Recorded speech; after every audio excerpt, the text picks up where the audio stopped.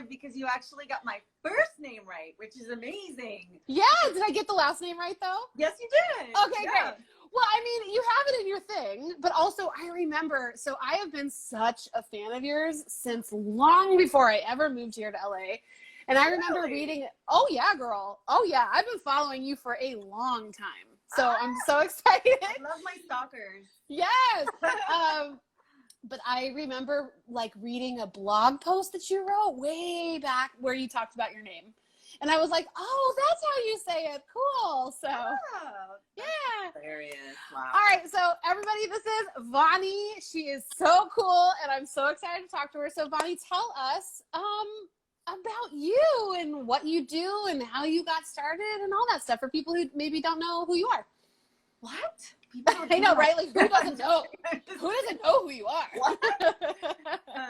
Okay, well, I am, to sum it up, I'm the headshot photographer for people who don't like to pose. I know that sounds really cheesy, but it's true. It's so important, though, right? Yeah. So my philosophy and the way I work is based on not modeling and not having you pose in front of the camera, but instead bringing out your personality and specific characters, because that's what's going to sell you when you try and get an agent or even go into the audition room. So what I do, or, you know, what I've tried to perfect over the years is sort of like really honing down on your age range, the auditions you're going to be targeting, specifically what characters resonate with you, you know, and we do this during the consultation.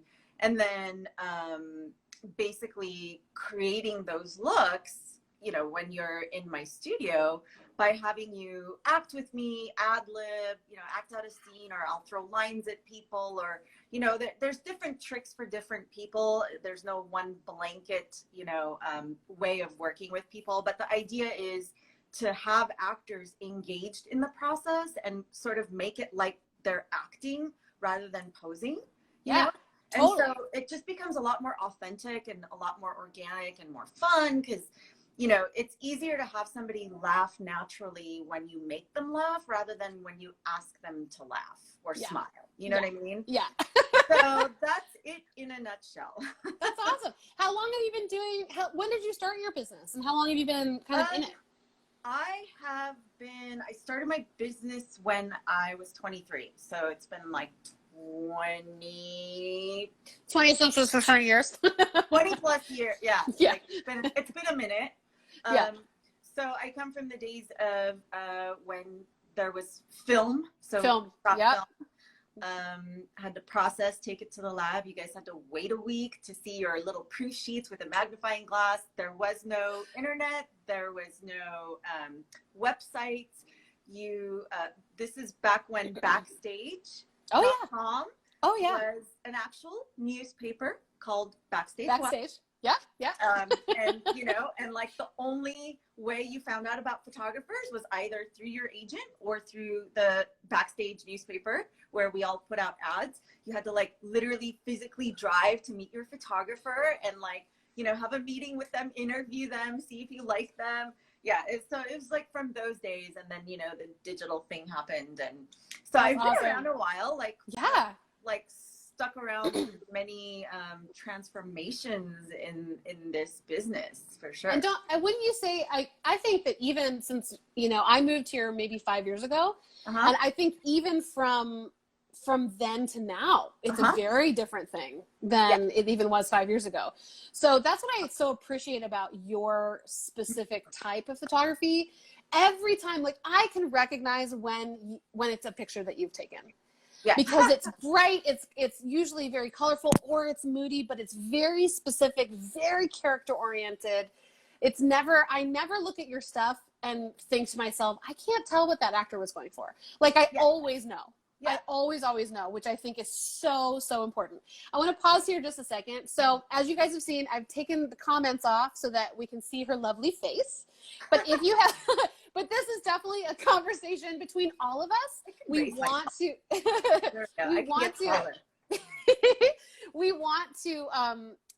to answer your questions. So if you have questions, feel free to, there's like a little questions card right next to your comment section. So we've already got a couple in there that we'll pull up a little bit later. But like, I'll be reminding you that if you have questions for her, please ask, because that's why we're here, to talk about all that. So yeah. Okay, cool. So I have questions that I feel like we can start with that people might like, and we'll talk through them. But the first one, I think that's like one of the most important things in the world for an actor here in LA or New York, if you're on the East Coast, is finding the right photographer for you. Yes. Because I think they're like how I have a reel company. There's lots of other reel companies. And I always try to make sure that we are actually a good fit together, right? That I am what they need, and that, you know, that they're not trying to like fit me into, or, you know, they're not trying to kind of go in the wrong box. And I think that you probably feel the same way. So kind of walk us through, walk us through sort of what your tips would be in finding the right person. Okay. So here's the deal. Just because you see your friend's headshot and you're impressed by your friend's headshot doesn't mean that that headshot photographer is right for you. And the reason I say that is because it's not just about personality and jiving with the photographer. Obviously, you always, in any business, want to like the person you're working with. You know, you want to like the doctors that are treating you, etc. That's a given. But I think it goes beyond that. So what you have to understand before you go shopping for a headshot photographer is your brand. And I know that's a really overused term, but for me, I break it down into just very simple 3 things. What is your age range? What are the auditions you're going to target? And what are the looks you're going for? So it's super simple. Your brand doesn't have to be this mysterious thing. So if you just break it down into those 3 things, you will, and you've got to do the research. So if you come up with your age range, auditions you're targeting, and the looks you're doing, and that's the most important one, looks you're doing, then you go back to the photographer's portfolio and see if that photographer shoots the looks that you're going for that line up with your essence and brand. You know, essence is another way to like sort of get to your brand. Yeah. So just to give you an example, because I know this is all very abstract, but to give you an example, if you are the quirky, cute girl, you do not want to be shooting with a photographer like Dana Patrick, who makes everybody look super hot. Yeah. If you are wanting to look super hot, like a leading woman, in all your characters, in all your looks, you do not want to be shooting with a photographer like me, because I do not do super hot photos. Like, I am not the photographer for anybody who's going to end up on the CW, right? Right. So you have to understand, and this has happened to me, don't come to me and ask me to do something that I don't have practice doing. And that this has happened. I've had clients come to me and they're like, oh my God, I love your style. I love you. I love your personality. I love your bright colors. But for me, can you please do dark and moody and sultry and no personality? And it's just like, it blows my mind because it makes no sense, you know? So that's why I'm saying, because I'm not capable. I don't do that. I haven't done that for 20 years, day in and day out. Dana has. She got to go to her for that, right? Right. So, you know, it blows my mind, because this is why you have to really understand your brand, and you have to really understand that it's not just about jiving with the photographer. And thank you for liking me, but that doesn't mean I'm going to be the right photographer for you. Does that make sense? No, it totally makes sense. Yeah, I often, sometimes from time to time, I'll get somebody who's like, I really want to do like a stunt reel. Do you guys do that? And I'm like, we don't. Yeah. But I can send you to the people who do. Right. Because that's just not how we go. And it's funny that you bring up Dana, because I was going to give that example, right? It's like, I have a friend who has shot with everybody. And by the way, you have shot so many of the people we have worked with. I go through your portfolio. I'm like, yep, there she is. There he is. There he is. I was like, that's so awesome. But like, I had a friend who went and shot with her, and like, but that's not really her core branding. Like, her core branding is way more like, blue collar, a little more Midwestern. And while her pictures turned out gorgeous, because of course they're going to turn out gorgeous, it didn't help get her in rooms that she could really be getting into. Right. So it doesn't matter how well you like the person if they're not doing the aesthetic that you need. Yeah. And I feel like it can be really hard for an actor to be real honest with themselves about what their brand is. Yeah. Right? Yeah. I see a lot of people trying to be one thing, and I'm like, but don't you understand? Like, that's not really what it is. It's this thing over here. And if you were to embrace this, you would get so much more work. So much work. Yeah. You know, I think every actor has to go through that mistake, because I think all of us, me included, we all have a little vanity, and we all want that really gorgeous picture of ourselves. Well, sure. And then, you know, I think you kind of have to go through that to get to the other side. But, you know, still at the same time, I do run into a lot of people who from the get-go understand that, which is nice. Yeah. To go along with the question, how to find the right photographer, I sometimes will, you know, it's the concept of like, you get what you pay for. You know, right? And like, how much should people be willing to invest? They need to think of it as an investment rather than going to somebody who can shoot for $200 and do unlimited looks for $200. And you're like, that makes me sad. There's a reason why you cost what you cost. Yeah. And it's because of all the years of experience and all of the years of working with all these people and understanding what the business is like and really where the industry is so important. Yeah, you would agree.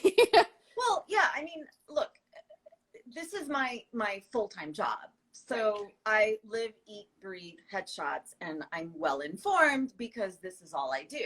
And back in the day when I was juggling waitressing and headshot photography, guess what? I wasn't as good as I was now because I was trying to transition into a full-time photographer, and, you know, my knowledge base wasn't as big. And so, you know, somebody starting out, or if it's a side hustle for them, and so they can afford to charge less, you know, they don't have a studio or whatever, you know, I worked, not saying that's bad. I worked from home for 10 years. So, but those people are generally not the people who are in the know in terms of what the industry standards are. Right.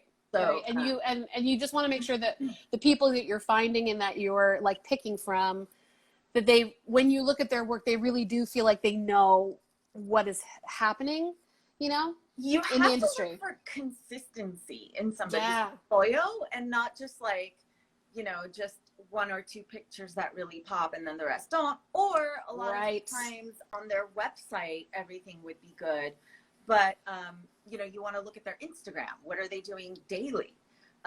You know, well, I mean, if they post daily, like I post every single photo shoot. Every single photo shoot is on my Instagram, and every single photo shoot is on my blog. So you can kind of see day in and day out, not my curated images, you know, for my portfolio, which are always going to be like my favorite, well thought out. Like, I have to, you know, make sure I represent all ages and groups and skin tones, etc.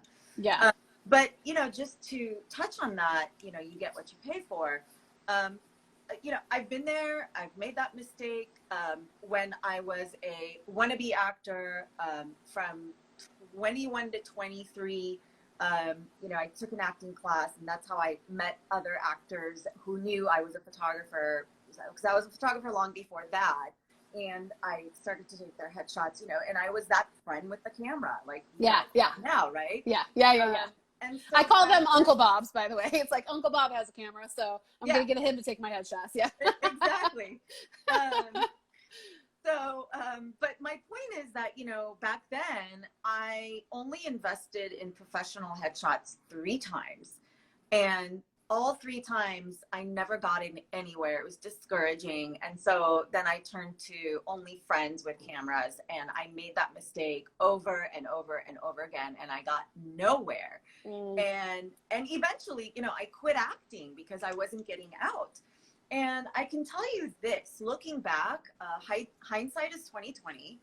And what you guys have that is just priceless right now is the internet and free information on Instagram. When I was growing up, there was no such thing. There literally was no information, no way to access these kinds of, you know, like wisdom from Bonnie Gillespie, for example, and you and all the other amazing people in the industry putting out great content for free. All we had was Backstage West, and it just everything, all the articles in Backstage West were like one step removed. And we never had the ability to show ourselves in front of casting directors, aside from workshops, directly, without the middleman, without the agents on social media. So, you know, so I never understood branding. I never understood. So even though I did pay for headshots, you know, so like the cheap ones obviously never worked. But when I did pay for them, I was discouraged because I paid for them 3 times and still nothing changed. But that's because I wasn't on brand, and I didn't understand my brand, and I kept doing literally like the hot picture, and I'm not the hot girl. You know, I'm like the cute girl. So, you know, so it's not just you get what you pay for. You still can mess up with expensive headshots if you don't understand your brand. Just saying. And that's so good. Okay, so let's say that somebody comes to you and they're like, I know what my brand is, but they have like a feeling of what it is, or they're like really starting to kind of hone down, but they still need some guidance. How do you have people think about the different looks that they're doing, and how to figure out like how many they need? Okay, so the first thing is, I'm really on the same page with Vanie Gillespie here. And if you guys don't know Vanie Gillespie, you need to follow her. She's awesome. I agree with a lot of her philosophies. And I don't believe in having somebody else do the work for you. I hate it when people say, what's my brand? Like, what am I? What are my looks? I want you to do some of the work. And I do make it easy for you. So first thing is, I have a list of popular marketing looks trending today. It's on my blog. So there's a search bar on my blog. By the way, let's pause here for a second and just talk about how awesome your blog is. Okay. Your blog is so thorough. I was poking around in it the other day to just kind of like get some verbiage for what I wanted people to know what we were going to be talking about. And I was just like article after article. I was like, yes, girl. Thank you for what I love so much about you and what you're doing is that you're not only a fantastic photographer, but you're such an educator at heart. I can really tell that. Like you want people to be as informed as possible, so not only they can be really good, but it also makes your job easier. You and I are so similar that way. Successful. Because you're not trying to get, you know, blood from a stone.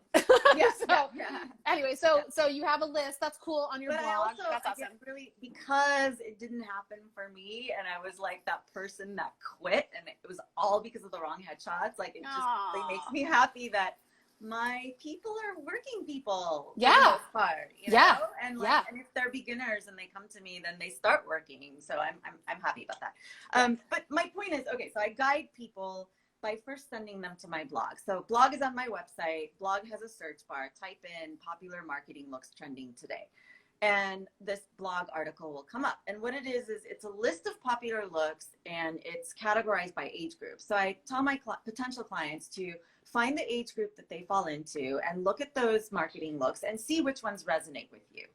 And what you need to do to understand these looks is watch primetime TV.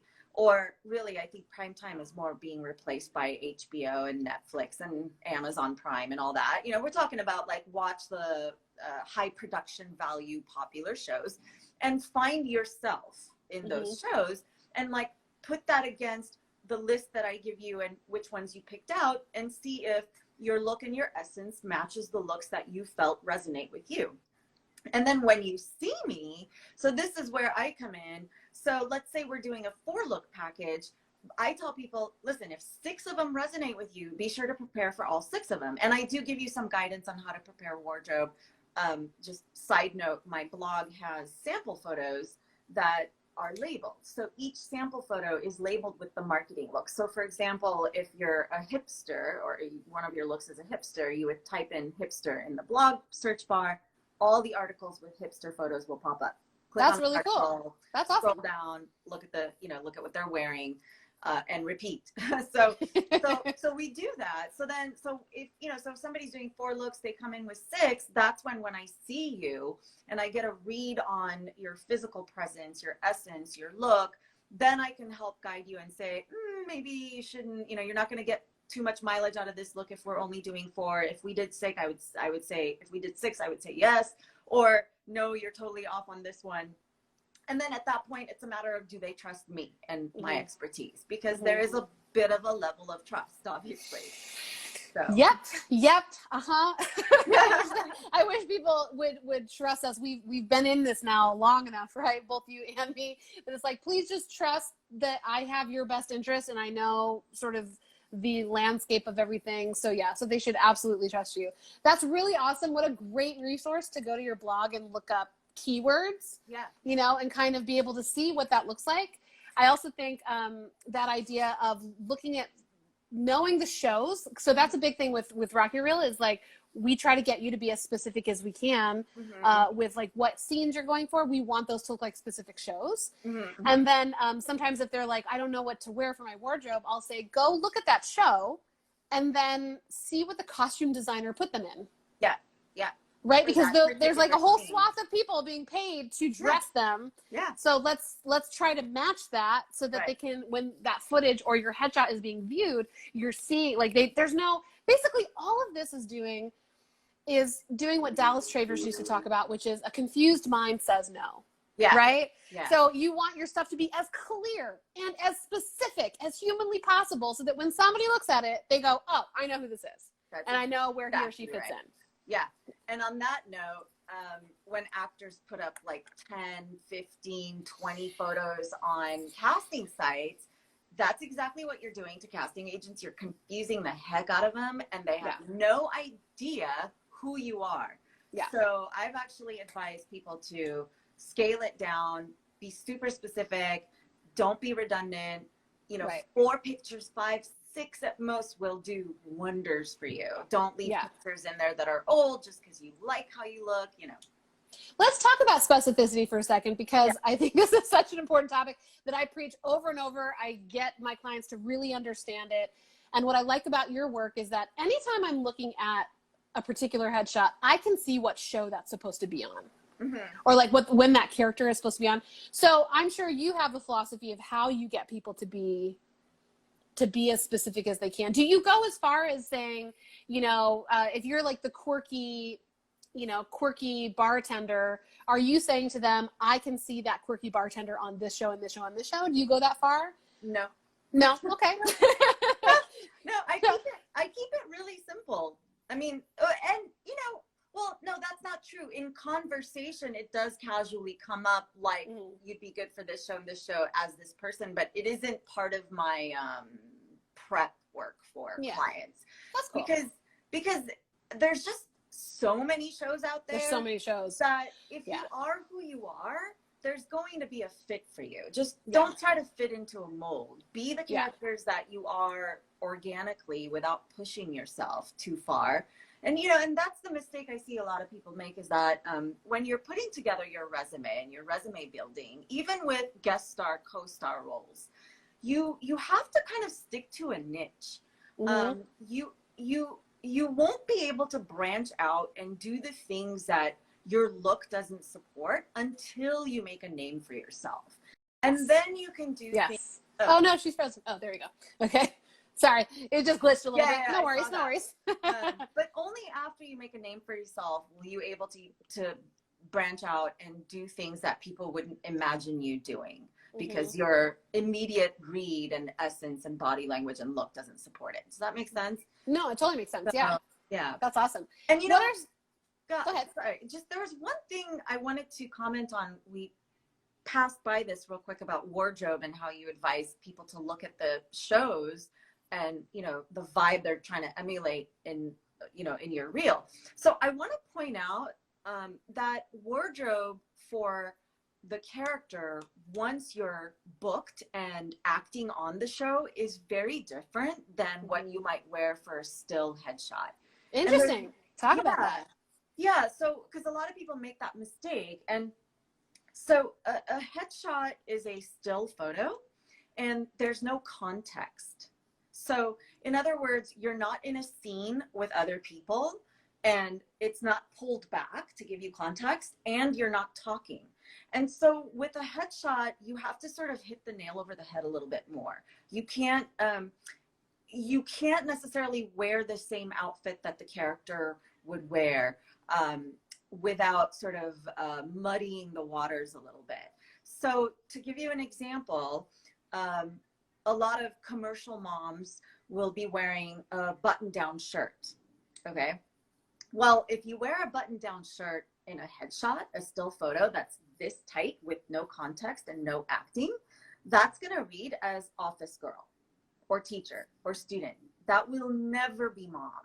So I want to caution that while it's right for you to do your research for wardrobe when you're shooting your reel, to, you know, use that as your guide, it is not the same for headshots. That is so interesting. So if you were going for that young mom, what would you have them wear? That's really cool. What would you have them wear? Yeah. Okay.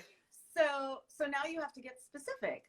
Right now, there are 5 moms that are kind of being asked for that are popular. There's suburban mom, country club mom, bohemian mom, blue collar mom, suburban country club, bohemian blue collar, and another one.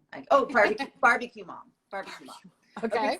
So now you got to figure out which mom are you.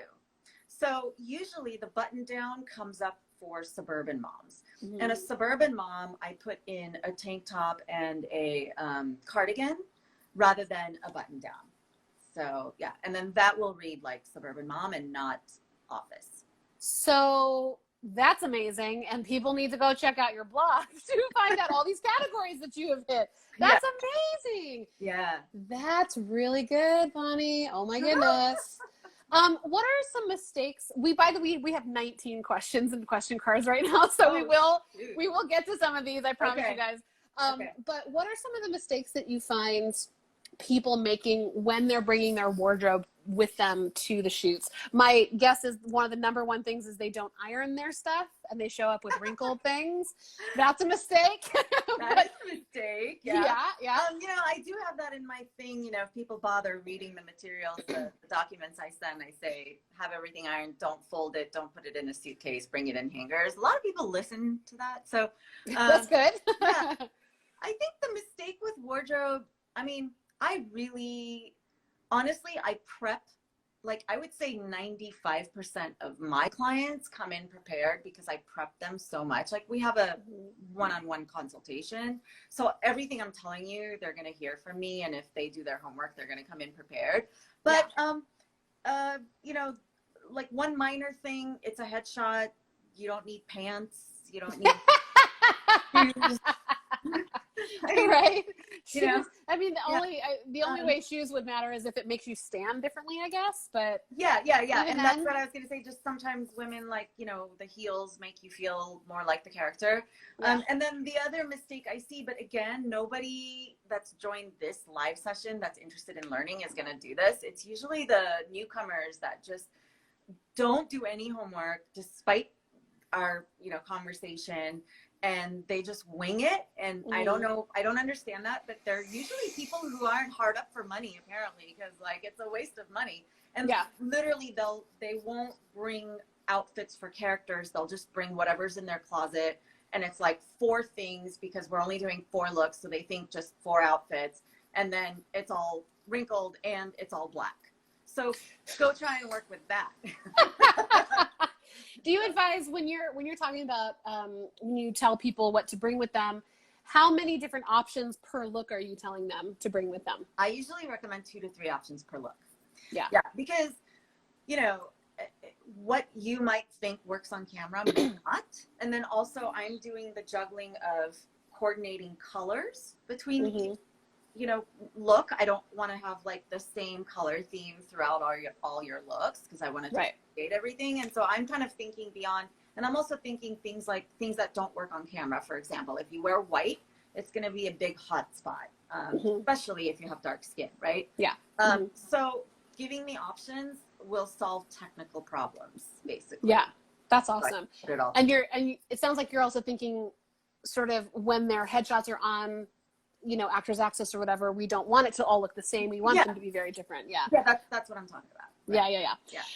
So once somebody gets their stuff done and, you know, they're looking at all their proofs, do you have any tips on how to pick sort of their best ones, or you know, like the best versions, so that like the ones they're going to choose? Like what are the best practices there? Is that one of the questions, or is that your question? No, that's just my question. Yeah. Okay, we haven't gone to, yeah. Yeah. I do. Yeah. I mean, if you don't have an agent, obviously if you have an agent, they're going to want to pick and your hands are tied a little bit. And on that note, do not ever, ever, ever, ever pre-pick your photos and send them to your agent. I promise you, the only times I've ever had agents come back and say, we didn't get what we wanted is because later I found out that the client narrowed them down and didn't give them the entire proof sheet, and the agent wanted a reshoot. And so, you know, again, vanity takes over. We tend to only want pretty pictures, and personality doesn't necessarily like come out very pretty, even though the lighting is a given and that will make you look good. So if you make that mistake, basically you're just shooting yourself in the foot because you're not giving them the tools they need. Show them the entire web gallery, if it's manageable. I'm not a fan of giving 400 pictures to anybody because your agents will not go through it. That was the biggest complaint I got directly from agents when we went digital. So I do not do that. I narrow them down the same way to the same number that we used to give out with film. So I give actors 20 to 30 photos per look, so that your agents will actually take the time to go through it. So if you have an agent, your hands are tied, you got to let them pick, and you know they know best. And if they don't know, then then you can say, hey, let's try my picks this time. But the way that you should pick your photos, if you're going to pick them yourself, is first of all, don't be redundant. So if you did 4 looks, only pick 4 pictures. But what you want to do is show on, you know, just imagine on the casting sites, all 4 of them, you want to show an emotional arc from one picture to the next, okay?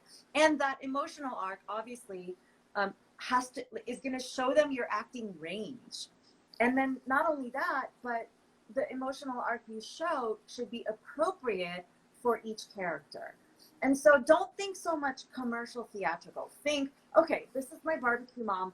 She's going to be a little bit more lighthearted, and like maybe throw in a smiley one there. This is my my down and out, you know, edgy girl. And so on this one, I'm going to pick a sort of moodier, like badass face, right? And then this is my business, and this one's going to be like, I'm targeting lawyers and doctors and detectives, even though, you know, your business might go for the commercial auditions too. But I'm talking about for yourself to showcase range.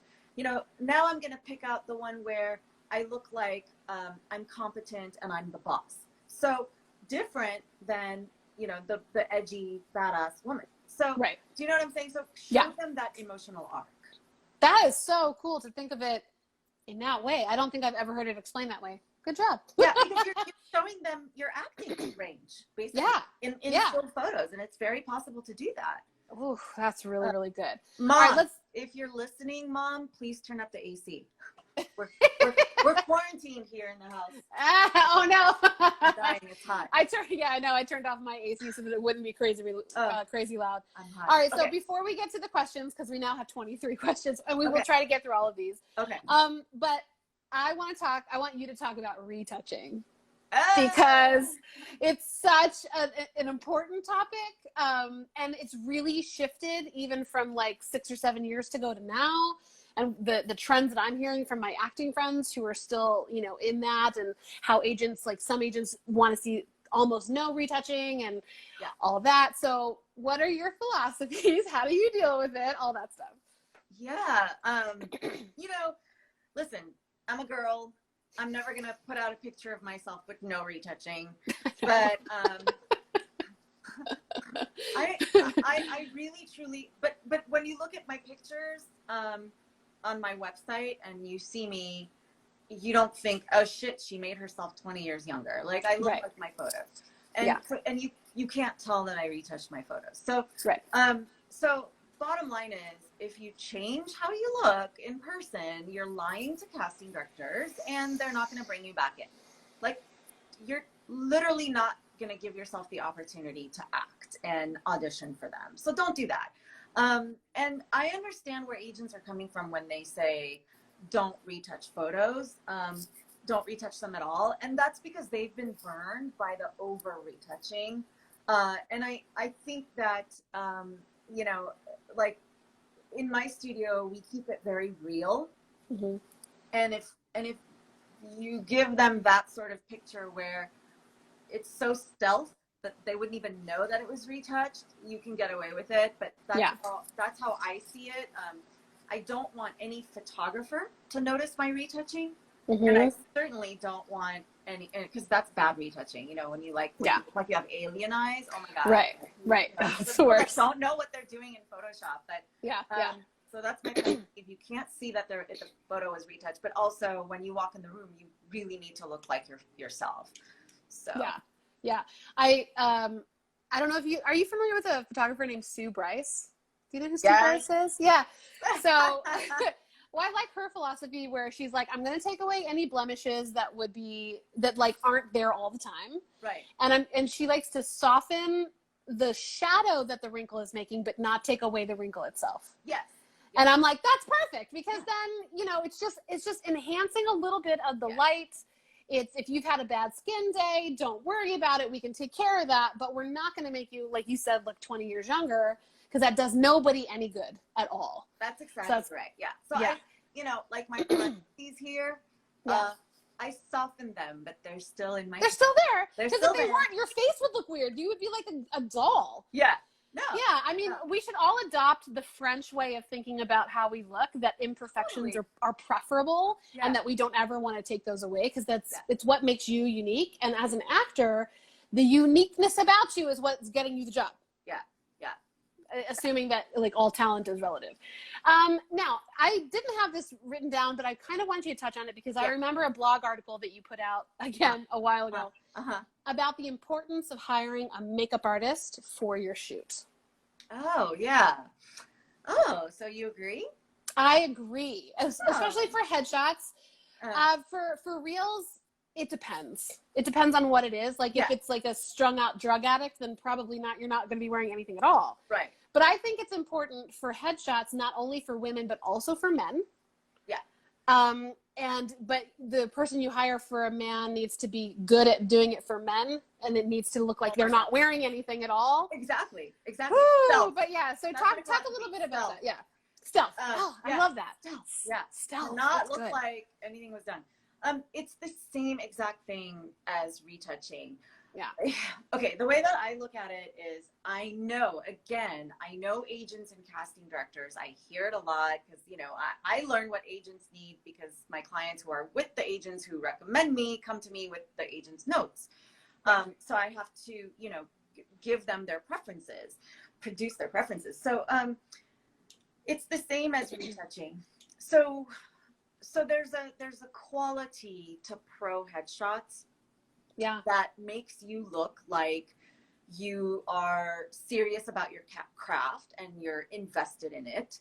And this is something I didn't learn until I went to a SAG panel where casting directors and agents were sitting there, and they were like, this headshot that your friend took tells me that you're green and I'm never going to bring you in. You're not serious about your craft, right? Okay. So there's a quality to pro headshots. Okay. And so like, if you're playing in the playing field of pro headshots where you're going out on auditions, you're competing with people who look good. And that doesn't mean good looking. Okay. Right. So we're talking about, you're competing with people who look good, which in turn reads as pro. So, and again, I don't think casting directors realize how much natural faces or natural makeup is done. Mm-hmm. But when they see that over makeup, like that, you know, like you look like a drag queen makeup, then they're like, no, don't put makeup on. But they don't understand that there's a fine line. And so it's tricky, but I personally, for my headshots, I require a makeup artist for women. Mm-hmm. For men, I don't, but I would say 95% of my clients like take my recommendation and hire a makeup artist. And whenever they don't, I always feel like, my pictures don't look that good. And then I realize, oh, makeup, right. So it does give you just a cleaner look, but without looking like you're trying. Right. So I remember the images that you showed like the original, and then she came back for a reshoot for some reason that wasn't, your fault or anything, and she didn't choose to hire anybody, and you put them side by side and went, do you see the difference? And the difference was the one with the makeup artist just popped a little more. It was like that more polished. It just had a little bit more, it just looked more professional. Yeah. And it gives you that clean pro look. Yeah. And I feel like it's important to understand that all of this is an investment in your business, and your business is you as an actor. Yeah. It's the same thing about hiring reels. It's the same thing about like getting materials made. All of this it's an investment. And if you're going to invest the money, do it the right way and do it the most professional and sheeny way that you can, because you're totally right. All of your materials are being pitted up against people who are not afraid to invest. Yeah. And you don't, even if you're the more talented person, you might not get called in if your stuff isn't looking how it should. Your competition. Yeah. You have to take that into consideration. But, you know, on that note, I do want to say that, because I require a makeup artist, I sometimes get pushback from women who have had bad experiences with makeup artists. Mm-hmm. And I do understand that. You know, a lot of photographers are not as hands-on with makeup artists as I am. Mm-hmm. I tend to be a perfectionist too, which is a bad combination of, you know, like I tend to, you know, some people don't have a tolerance for perfectionists, you know? So I go through this process. So I am hands-on, and I wish and hope that other photographers are as well, because not every makeup artist who does headshots, because it's, you know, the lowest of the totem pole, like, hierarchy. Like, you know, it's usually like a stepping stone to go to bigger work. Like, I don't think anybody says I want to be a headshot makeup artist forever, right? Mm-hmm, mm-hmm. So the pool of makeup artists, like, it's very hard to find talented makeup artists who understand headshot makeup and know how to do natural without looking like you don't have any makeup on, and you know, not going to fine line. So my process is I meet with them and ask them to bring all their makeup and I want to check and make sure that they're actual pros, because again, I can judge them by also, like, they're, you know, if they're using Maybelline, they're taking shortcuts, they're not invested in their career and their craft, right? 20 plus years of experience has told me, you know, same as headshots, if you're not invested in your craft, then you're going to be a shitty makeup artist. So that's my first thing. My second thing is, you know, I make sure that they have all the colors from A to Z, from like the lightest light to the darkest brown. Because, hey, that one time, you know, I got like the blackest black person from Africa. Yeah, with the most beautiful skin. And you're like, I don't want to touch it at all. And the makeup artist was like, I don't have that color. You know, you know, so that kind of shit doesn't happen at the studio, because I'm a pro too now, and I've learned all my lessons. So, you know, then I do a test, and then, you know, the personality has to be right, because I have a thing with, I'm a big collaborator.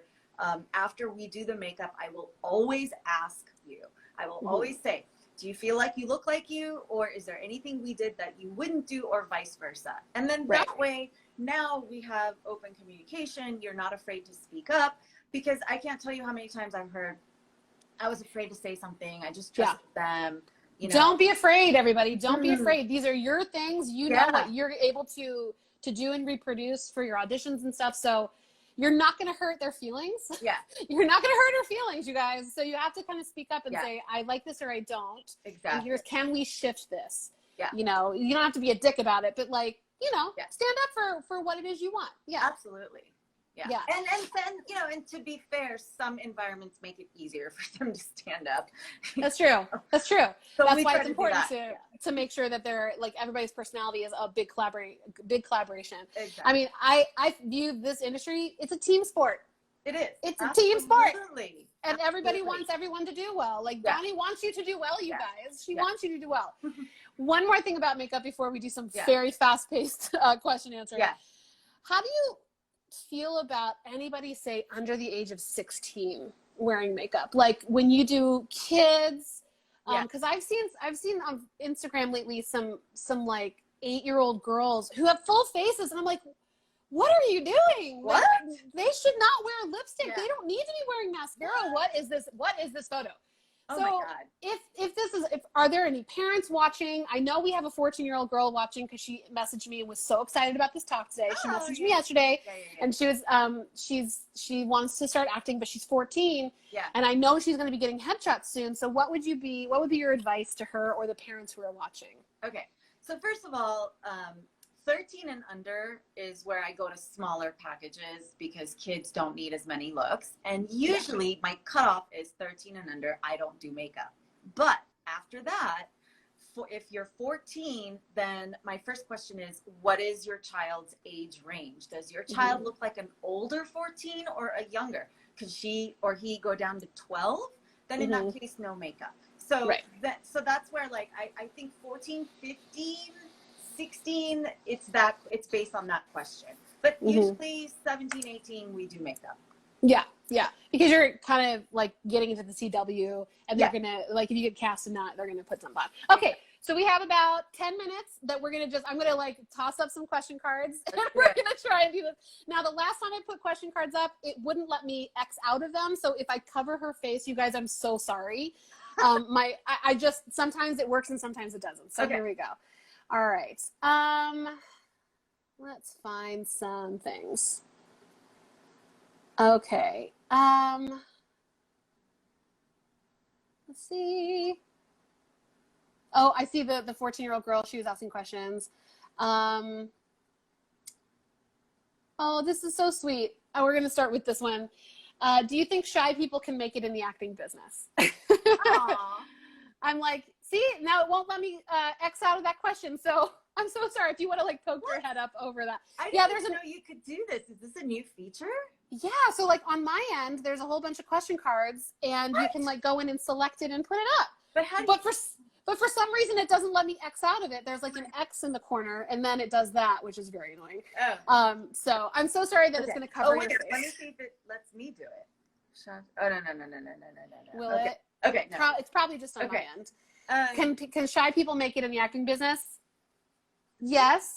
Do you want to do that? Do you want to Sure. I feel like yes, but I think you should make it your mission to learn how to be sociable and learn the techniques of like of networking online and that kind of thing. I think that'll help. But if you're talking about being shy and getting your headshot taken, then I think you need to go to somebody like Vanie because I feel like you're able to pull performance and stuff out of people and you're able to make people really comfortable right away.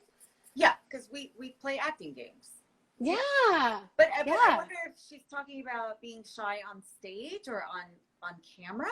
Like, I don't know. And if that's the case, like you kind of have to be able to get out of yourself and be the character, which then isn't you. So there's no reason to be shy about it.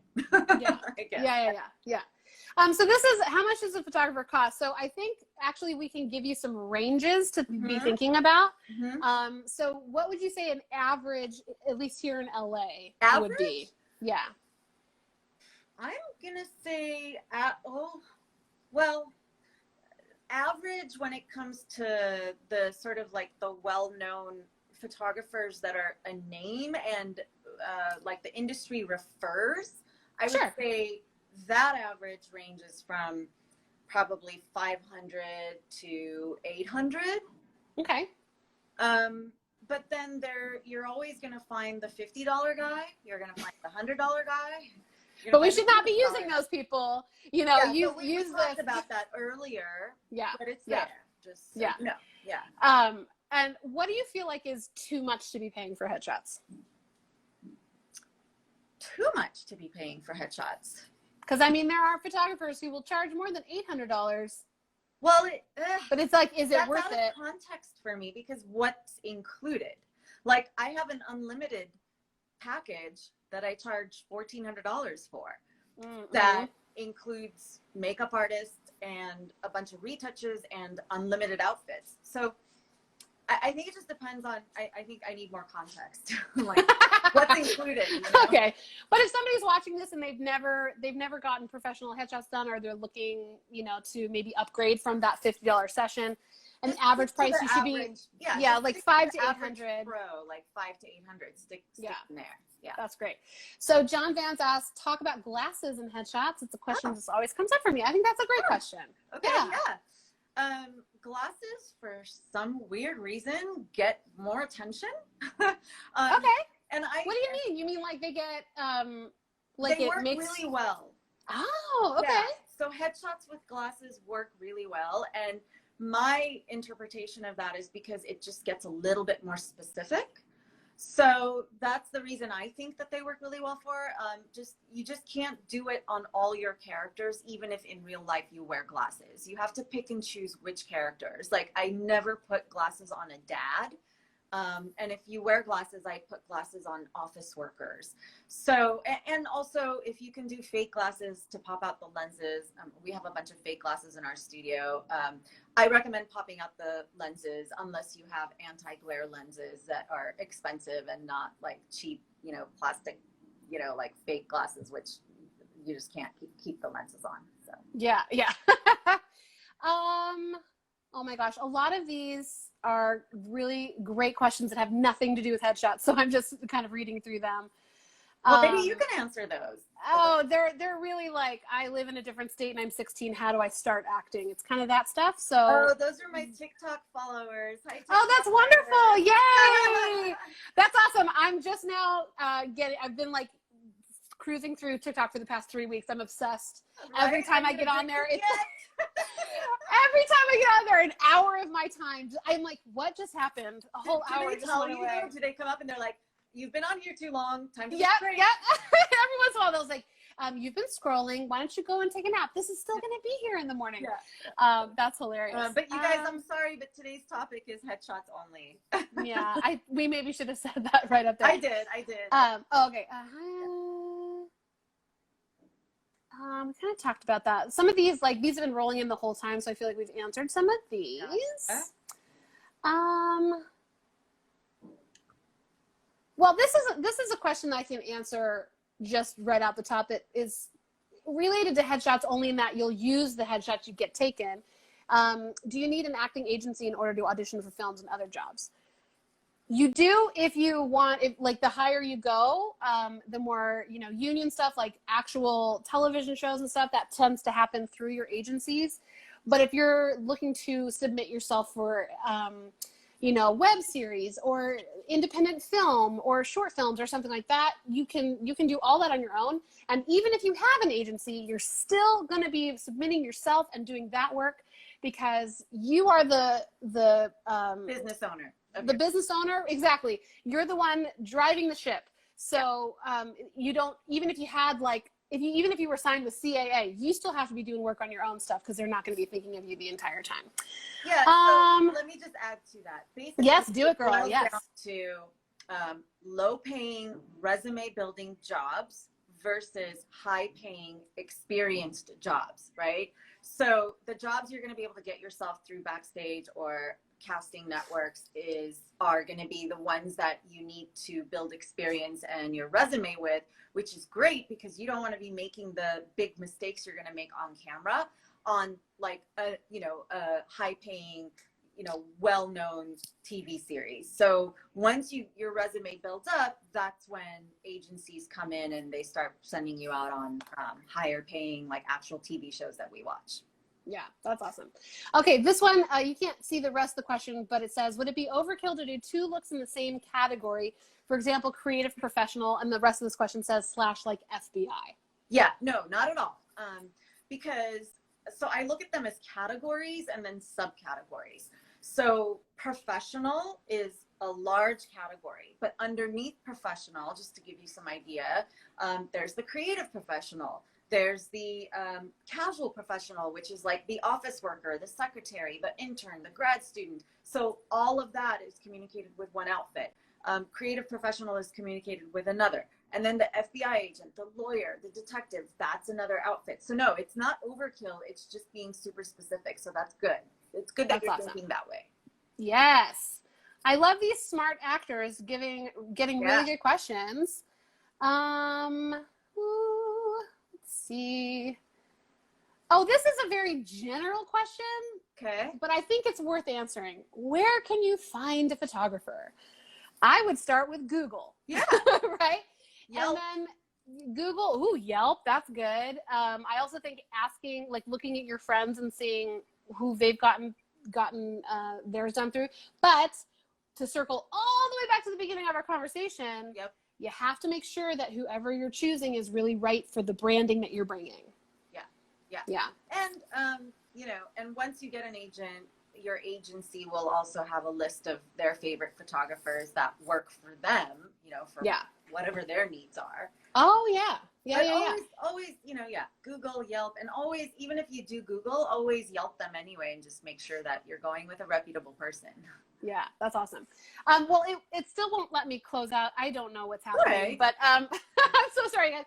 But we have a couple minutes before it's going to kick us off. So the $1 million question is, if somebody wants to come and work with you, if they want to hire you, if they want to connect with you, what are the best ways to do that? Where can they find you, etc.?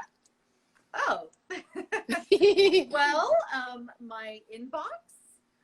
Great. My website has a contact form you can fill out so that you can give me a little bit of information about you and where you're coming from. And if you don't, I'll probably email you back and ask you, or call you and ask you, because, I'm always going to want to know where you're at in the process. Are you doing this on your own? Do you have looks from an agent? Do you, have you thought about branding? Are you in that zone? So yeah, my website, my Instagram has my direct email. You can email me from Instagram. Are you good with people DMing you, or do you prefer just email? My DMs are full from TikTokers, so it might take me a long time to get back to you. Yeah, okay, so cool. Email is faster because that's all business. Cool. That's awesome. Yeah. So you guys, thank you, Vanie, for coming on here. Give her a thumbs up or an amen to let her know how awesome this was. If you like this, maybe we'll have her back for another round of more questions. And definitely go and follow her on Instagram, follow her on TikTok. I'm definitely going to do that as soon as we're off of this. What kind of stuff are you putting on TikTok? Like tips? Or is it just like fun videos? What do you like to do? Tips, yeah. Tips. Oh, great. Yeah. See, that's awesome. It's like, it's a different world on TikTok. I'm sure you all know. So it's not the same vibe as Instagram. It's very different. Yeah, it's very different. It's way more fun. Yeah. I've only way too fun. And it's like, I want to spend all my time doing funny TikToks and I can't, because I have a business run. But anyway, all right. So thanks, Vanie. Oh, this was so amazing. It was so good to get to know you. Yeah, like I just have known who you are for so long. It's so cool to actually get to talk to you. So, all right, guys, it's giving me the countdown. So we were going to let you go. So thanks, Vanie. Thanks. All right. And everybody's so excited to have you here. Look at all those comments. I'm looking at all the comments right now. That's awesome. Okay. All right, girl. We'll see you later. Bye, guys.